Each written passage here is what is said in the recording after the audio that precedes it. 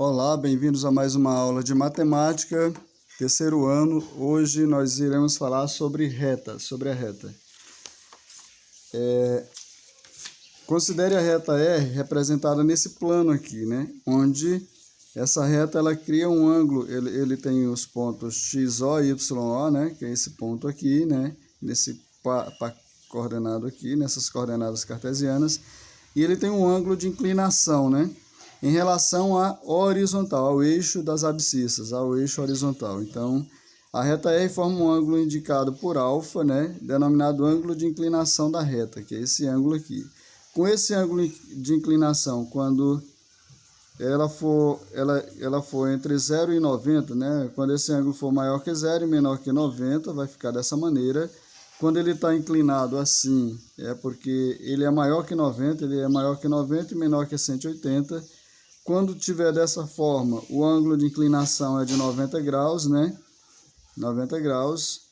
E dessa forma, o ângulo de inclinação é zero. Nós iremos utilizar a tangente trigonométrica, né? Para resolver para achar a inclinação. Então, observe que nesse caso aqui, de 90 graus, a tangente de 90, ela não é definida. Então, nós não vamos achar o coeficiente angular, né, dela quando for 90. E assim, quando ela for dessa maneira, é zero. Então, o coeficiente angular é zero. Nós vamos ter só o valor linear, na realidade, né? Só o valor linear. E assim, nós teremos, nesse caso, nós não teremos o valor angular, porque não é definida, né? Então, a tangente trigonométrica, por exemplo, se ela tiver um ângulo de inclinação de 60, que está entre 0 e 90, iremos fazer dessa maneira aqui, né? Nós teremos a tangente de 60, o coeficiente angular vai ser raiz de 3, que a tangente de 60 é igual a raiz de 3, né? Esse é o valor de m, que é o coeficiente angular, quando tiver dessa maneira. Nós também podemos encontrar através de pontos, né? Se eu tenho dois pontos distintos dessa reta, né? Então, nós podemos achar a tangente pela YB menos YA, né? A razão de YB por YA por XB menos XA. Dessa maneira, encontramos também o valor da tangente, né? Da tangente desse ângulo alfa aqui, se nós não tivermos a indicação de ângulo. Podemos utilizar esse conceito aí. E no outro caso, a gente também, isso quando não tem, né? Quando ela está dessa maneira aqui, definida, nós vamos fazer do mesmo modo, né? Esse ângulo aqui, como a gente sabe que é um ângulo maior que 90 e menor que 180, então a tangente é um valor negativo. Então, vou pegar YB menos YA, XB menos XA. Então, aqui vai dar um valor negativo. Então, nós encontraremos um valor menor que zero, aí no caso da tangente negativa, né? O valor do coeficiente angular vai ser menor que zero.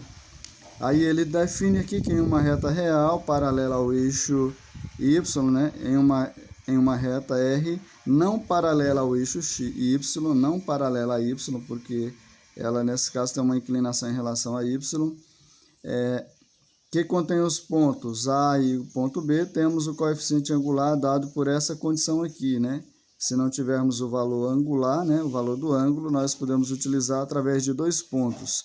Aí ele dá um exemplo aqui, por exemplo, se eu tenho uma reta, e nessa reta tem dois pontos, o ponto A que é 7 menos 3 e o ponto B que é 4 menos 1, é só efetuarmos o cálculo para acharmos o coeficiente angular.